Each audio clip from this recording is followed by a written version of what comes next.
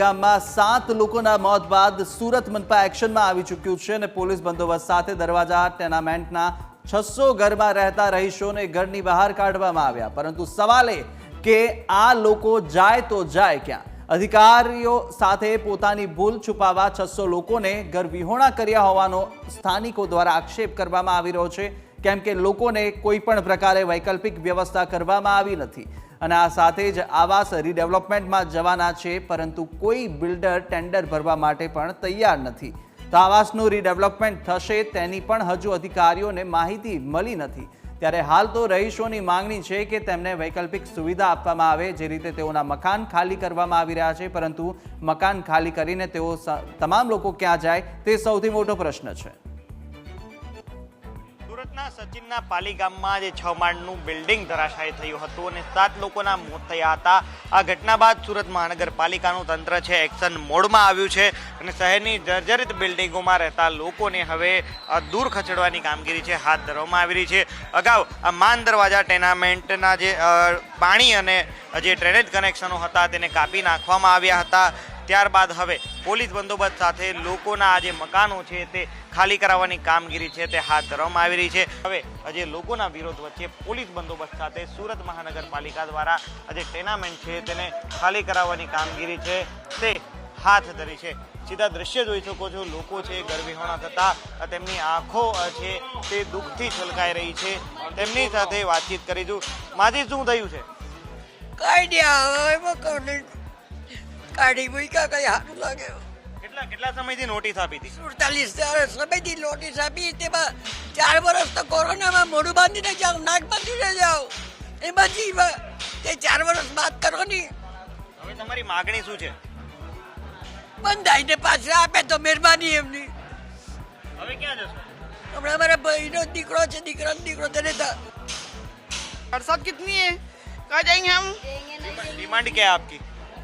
हमको घर होना, तो हमको कुछ ना राहत चाहिए, बस हमको कुछ नहीं चाहिए.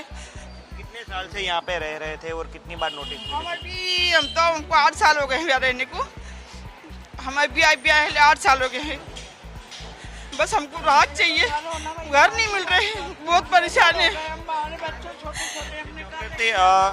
क्या क्या दिक्कत क्या है आपको? हमारे को दिक्कत क्या है, गरीबी है ना, हमारे को घर नहीं दार नहीं कुछ नहीं का जाने का हमने. कितने टाइम से यहाँ पे रह रहे थे और क्या कहा है अधिकारियों ने? 7-8 साल हो गए थे नया रहने को. हम जूने हम खरीदे, हमने मोल लिए, हमने 11 लाख का घर लिए भाई. हमने कहाँ से जाना, हमने बच्चों को लेके कहाँ जाना हमने.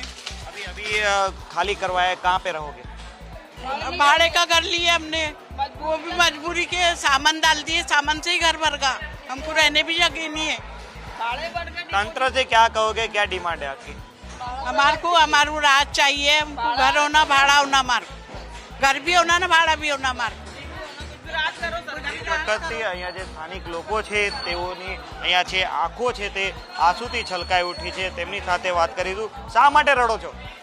ઘરના 2 ઘર થઈ ગયા તો રડવું તો આવે જ ને ભાઈ. પોયરા છે નાલા નાલા, અમે કાં લઈને જઈએ બોલો તમે. હવે અધિકારીઓએ શું કીધું છે? અમને કઈ શું કીધું નથી કે તમને અમને ખાલી કરવાની મોહલત તો આપવી જોઈએ ને, અઠવાડિયાની, 15 દિવસની, મહિનાની.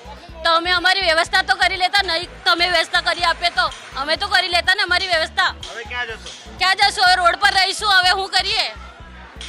એટલે લોકોમાં પણ છે એક દુઃખની લાગણી છે તે જોવા મળી રહી છે.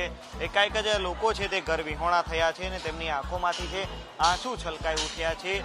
અગાઉ તંત્ર દ્વારા જે નોટિસો આપવામાં આવી હતી, પરંતુ જે વૈકલ્પિક વ્યવસ્થા અહીંયાના લોકો દ્વારા જે માંગ કરવામાં આવી હતી કે તેમને વૈકલ્પિક વ્યવસ્થા છે તે કરી આપવામાં આવે, પરંતુ કોઈ પણ પ્રકારની વૈકલ્પિક વ્યવસ્થા છે તે લોકોને કરી આપવામાં આવી નથી. રહેવા માટે ઘર આપવામાં આવ્યું નથી. બસ હજી સચિનમાં બનેલી ઘટના બાદ લોકોને એકાએક જ ઘર વિહોણા કરી દેવામાં આવ્યા છે. અધિકારી આપણી સાથે છે. સાહેબ, શું કાર્યવાહી આજે હાથ ધરી છે? આજે માન દરવાજા ટેનામેન્ટના બી અને સી ટાઈપમાં 992 ફ્લેટ આવેલા છે. એમાંથી લગભગ 300 ફ્લેટ હોલ્ડરો 8 તારીખે આપણે પાણીના કનેક્શન કાપવામાં આવ્યા. ત્યારબાદ એમને રિયલાઇઝ થયું કે હવે સલામત સ્થળે ચાલ્યા જવું યોગ્ય છે, જેથી 9 અને 10 તારીખમાં લગભગ 300 જેટલા ફેમિલી અહીંયાથી વેકેટ થઈ ગયા છે. અંદાજે 600 જેટલા ફેમિલી હજુ પણ છે તે લોકો પણ અત્યારે સ્વૈચ્છિક રીતે જઈ જ રહ્યા છે અને જે લોકો નથી ખાલી કરતા તે લોકોને સમજાવીને આપણે અહીંથી સલામત સ્થળે ખસી જવા માટે જણાવી રહ્યા છે. લોકોને રીડેવલપમેન્ટ હેઠળ નવા આવાસો મળવાના છે. આ જ સ્થળે નવા આવાસો એ લોકોને ઉપલબ્ધ થવાના છે. લોકો બેઘર થયા નથી. લોકોને જે આપણે મહાનગરપાલિકાની જે સ્કીમ છે ને હવે ટૂંક સમયની અંદર જે ટેન્ડર ભરવાનો છે ને ટેન્ડરવાળા તે જે વાત થઈ છે અમારી, ટૂંક સમયમાં એ લોકોને ભાડા પણ મળશે અને ટૂંક સમયમાં એ લોકોનું ટેન્ડરનું કામગીરી પણ ચાલુ થઈ જશે. ચોક્કસથી એટલે કોર્પોરેટરશ્રીનું પણ કહેવું એવું છે કે લોકો છે તેઓ પોતાની રીતે સ્વૈચ્છિક ખાલી કરી રહ્યા છે. આ સીધા દ્રશ્ય જોઈ શકો છો કે લોકો છે તે બેઘર બન્યા છે. એક દુઃખની લાગણી છે તે લોકોમાં જોવા મળી રહી છે. સુરત મહાનગરપાલિકાના અધિકારીઓની ભૂલ હતી, તેના જ આધારે આ 6 માળનું બિલ્ડિંગ ધરાશાયી થયું હતું. 7 લોકોના મોત થયા હતા. આ ભૂલને છુપાવવા માટે હવે લોકોને ખસેડવાની કામગીરી છે હાથ ધરવામાં આવી રહી છે. લોકોને ઘર વિહોણા કરવાની કામગીરી છે તે સુરત મહાનગરપાલિકાનું તંત્ર કરી રહ્યું છે. ત્યારે અગાઉ આ લોકોને કોઈપણ જગ્યા પર રહેવાની જો વૈકલ્પિક વ્યવસ્થા કરી આપી હોત તો આ ટેનામેન્ટ ખાલી થયા હોત, પરંતુ વ્યવસ્થા એસએમસીએ ન કરી અને ટેનામેન્ટમાં લોકો રહે છે. પરંતુ હવે વરસતા વરસાદ વચ્ચે નાના બાળકોની સાથે લોકોને તંત્રએ ઘર વિહોણા કર્યા છે. કેમેરા પર્સન દેવાંગ રાણા સાથે મિત્ર પાપરા, ન્યૂઝ કેપિટલ, સુરત.